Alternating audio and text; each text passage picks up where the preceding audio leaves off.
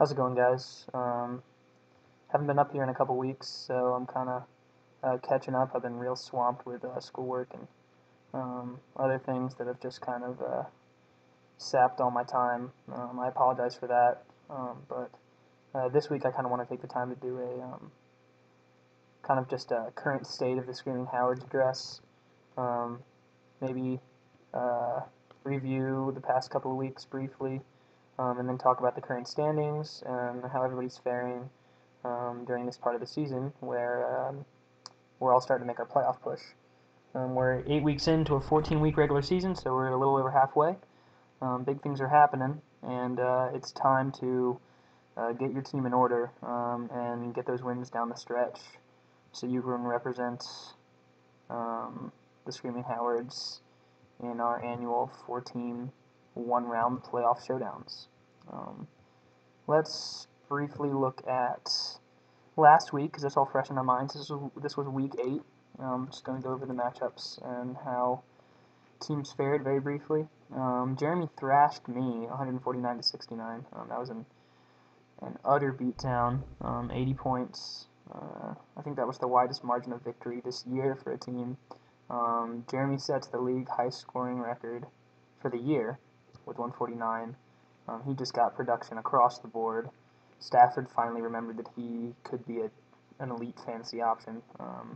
And obviously, if you put up 150 points, you had production across the board, which Jeremy did. My team was just the opposite. A lot of single digits from my guys and low single digits at that. I can safely say that Philip Rivers has started his last game for me. I'm just done with that whole situation. Never again, right? And so we'll kind of try to go in a new direction. I'm hoping that Freeman doesn't end up being the answer for me, but given my inability to get any trades done in the past couple of weeks for quarterbacks, it seems like that may be where Lock DJ is for the rest of the season, which does not bode well for us. We've lost 3 in a row, quickly falling out of the playoff hunt if we were ever in it in the first place. So, good luck to Jeremy. He's the hottest team in the league right now with that big win. Nobody really wants to run into that team at the moment. Brad is a team that might have a thing or two to say about that comment. He has won 5 in a row now. He's 6-2, currently at the top of Goliath. And he had a good week, 111-79 win over David. David continues to struggle. He's 0-8 on the year. And really, it's just not a lot of good things you can say about that team, besides maybe Adrian Peterson. Antonio Brown, I thought was a good, draft pick early in the season. I thought he was going to have a breakout year. It didn't happen. Vernon Davis was hot early and then fell off. Cam Newton's bad play has kind of tailed Steve Smith's production. Reggie Wayne is a middling option. Steven Jackson is just not cutting it fantasy-wise anymore. And then the quarterback carousel that David's been playing just hasn't been working out for him. Jay Cutler didn't have a good week last week, so really the one bright spot for him was the Giants' D, but those aren't even his boys. His boys are the Steelers' D, so most productive player isn't even a cog that David usually employs. So 0-8 doesn't seem like it's getting much better for him, unfortunately. If we continue to see losses from him, Mason talked about this the other day, we might need to rename the Snowman Award, because even the Cashville Snowmen won some games, But I feel you, David. I started 0-7 last year, if I remember correctly, so it's not fun being in the cellar, but fantasy is so random. You can always break out and snag a couple cheap matchups. I know all of your losses, or a lot of them, have been close this year, so keep the faith, I suppose, to a degree, and keep managing to the best of your ability. Mason with a big win over Chad. I think Chad was kind of a sleeper candidate for a lot of people in this game, and Gimp City validated their spot atop David with a convincing across-the-board team effort, 117 points, and nobody scored over 18, so good teamwork there. And Chad, another one of those teams that continues to struggle, 1-7 on the year. out of the playoffs. Not a lot going for him. Maybe thought that trade with Wayne was going to kind of swing things around for him, but not exactly the case. Cody beat Al 85-84. This was our closest matchup of the week. I picked Cody, so I was right in that regard, but I didn't expect this to be as relatively low scoring as it was. With these two teams, I expect over 100 each week. Surprising, Al got 36 from Brady and still didn't win. Just nobody on the team showed up. Single digits across the board, except for that ever-reliable Bears D for Al. They've been the best defense in fantasy this year by far. One game under 10 points all season, and that was 8 points, and that's a good defensive day, generally speaking, so he's been money with the Bears. But unfortunately, couldn't snag that 6th win to get a tie atop Goliath, and so now he sits in a huge 3-way tie for second in Goliath at 5-3. We'll talk about that in a bit, though. Our last matchup of the week was Wayne and Walter. Walter prevails 107-84. Wayne started really hot on Thursday night with Doug Martin, big 32-point performance. That kind of came out of nowhere. But then just really did nothing after that. Vic has continued to disappoint, only 17 fantasy points. He's got a good matchup this week against New Orleans, but still, when you have Michael Vick, you're expecting a lot more than he's been giving you this season, so I know Wayne has been hurt by that. Ray Rice was on bye. Wayne was kind of ravaged by a few byes, and so that factored into this matchup, turning out the way it did. For Walter, Jamal Charles put a big goose egg. That was fun, I'm sure. Fantasy is so unpredictable. It's fairly ridiculous sometimes.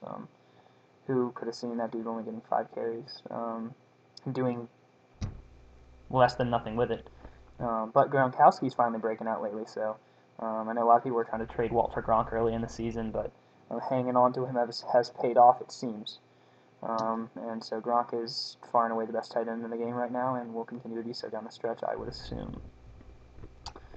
Before I look at this coming week's matchups, Week 9, let's take a gander at the current standings. This is the most lopsided divisionally I've ever seen the Screaming Howards. We have 4 teams over 500 in Goliath, and then only 2 teams over 500 in David. Usually, if one division is record-wise better than the other, it's usually David better than Goliath. But this year, that is not the case. We've got Brad at 6-2, atop the division. Wayne, Al, and Jeremy all at 5-3. They're at 5-3, and other than Brad, both Wayne and Al are coming off either 1 or 2 game losing streaks. So that tells you how dominant Goliath has been this year. They head-to-head, they have destroyed David, and they just week in, week out continue to field the most competitive teams, even though it doesn't necessarily look like it on paper before the matchups, at least in my opinion. But then again, my fantasy knowledge doesn't do much for me anyway. So on the David side of things, we've got Mason at 6-2, leading the pack. I know everybody kind of scorned his team at the beginning of the year, but as usual, he's productive. He isn't the highest scoring team in the league, but if I'm correct, he's the 4th highest scoring. So he's just been playing a good amount of defense, only allowing 741 points, so that'll help. Cody's at 5-3 in second place. That's kind of been the 1-2 punch all year. Mason and Cody leading the pack. Walt's at 500 at 4-4. I'm on a 3-game losing streak, down to 3-5. I thought I had a good shot this year at kind of breaking through and redeeming myself for last year's travesty. But now I'm seeing more of the same. I guess that's what I get for relying on Philip Rivers. And then we have the 2 cellar dwellers. In David, it's David at 0-8, and in Goliath, it's Chad at 1-7. Those 2 far and away worst teams in the league are really skewing the records, and that's what allows us to have so many teams over 500. 6 of the 10 teams are over 500, and then we have another team at 500 and another team right below 500. And then like I said, David and Chad bringing up the rear. So that's what's kind of allowed so much parity in the middle of the divisions, and I think that's why we'll see some great playoff races coming down the stretch here. I'm really excited for the next couple weeks to see how things play out. We've got some good matchups this week to kind of kick us off and get us thinking about November and December. I guess it is November now, so on that note, hope you guys had a good Halloween. Nobody did anything too reckless. I know I was in studying for a test, so that's about as wild as I get. Week 9, let's look at the matchups. I'm going against Walter. We had a really good matchup a couple weeks ago with me defeating Walter 128 to 124 in our matchup of the week. We are not the matchup of the week this week, but I still think it'll be competitive. I give the edge to Walter. I just don't really have much faith in my team right now, so I'm sure we'll find a way to kind of botch our way out of this matchup and fall further down the rankings in David. Then we have Brad and Mason. This is our matchup of the week, 2 division leaders. This is the matchup I'm looking forward to the most. Right now, Brad has yet to set his lineup, so I'm assuming he'll do that before Sunday. He doesn't have anybody playing on Thursday night. That game's going on as we speak right now. Let me take a gander at the fantasy cast. San Diego's up 7-0. Of course, Rivers started hot, right, because this is the first week I'm benching him. And looks like my boy Dwayne Bowe, who I did start, just fumbled. So good things happening. Good things happening. Back to Brad and Mason, though. Again, like I said, matchup of division leaders. Brad, you need to get in there and set that team so it can live up to its hype. Unfortunately, you're going to be missing your boy Sean Green this week. I know that's the stalwart you've been riding on this 5-game winning streak. Very impressive. I haven't seen many 5-game winning streaks in fantasy, so got to give it to him. It's been no secret. I don't like Brad's team on paper. I've been the first to trash them much throughout the season, but Brad's proved me wrong each step of the way, and I'm assuming we'll continue to do so. I'm personally taking Mason in this one. I think that New Orleans-Philadelphia game will be an epic shootout. Mason will be the beneficiary there. I was looking at Matthew Berry's picks today because everybody knows how reliable Matthew Berry is, and pretty much everybody on Mason's team was on Matthew Berry's love list. So I don't know what that means necessarily. That could be the most epic drink of all time, but I guess we'll have to see.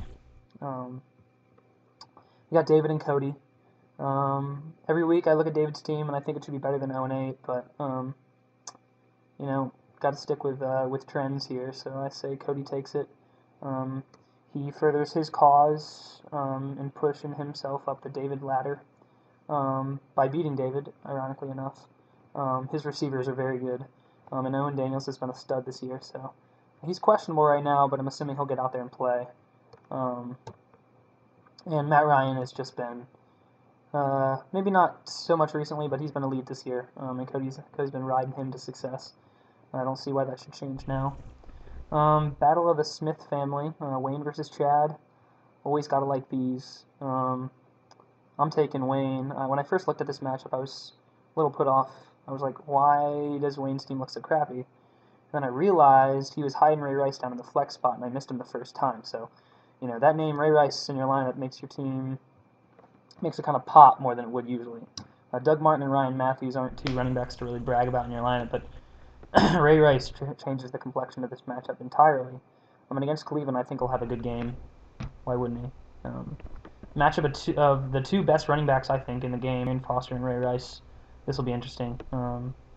Chad's just waiting for 2 of those good weeks to finally break through. I think Rashad Jennings will do well this week, so who knows? This is an upset waiting to happen. We got Jeremy and Al. I think this will be a good one. Both these teams are 5-3. Jeremy's on a 2-game winning streak. Al on a 2-game losing streak. So I know Al's looking to reverse these fortunes, but fortunately he's got he's got the Patriots on bye, so that'll generally decimate his lineup there. for that reason, I'm going to take Jeremy here. He dropped 149 on me last week, as I previously referenced, so I don't see why he should cool down now. We talk about it all the time, but those receivers are menacing, and I expect a big week from Jeremy.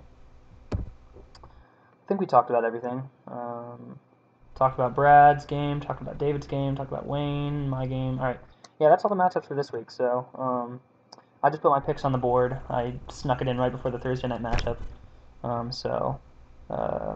We've had last couple weeks we haven't had the best turnout on the message board as far as predictions are concerned. I urge you guys to get on there. It certainly livens things up in the league. I know I certainly haven't been holding up my end of the bargain as far as getting these videos up and whatnot, and I'll do better going forward. On that note, we do need to think about getting the commissioner election up and going here in the next couple weeks. Election season presidentially has reminded me of that, so in this coming week I'll post some information about that. Anyone who wants to run can certainly do that. As I do every year, urge a good turnout for commissionership, because I know you guys are all very invested in this league, and I know you want it to be the best it can be going forward, and the best way that you can have your voice heard in doing that is to commission. So we'll talk about that going forward, though. I think that about wraps up what I wanted to say today. I know this was a long message, but kind of had to make up for 3 weeks of absence. And I hope everybody's doing well. I'm looking forward to Thanksgiving, which I know is still a while away, but it's the next time I get to come home and kind of relax. So I'm looking forward to that break, and hopefully I'll be able to see you all while I'm home, maybe play some basketball, who knows. Alright guys, good to talk to you, and take care.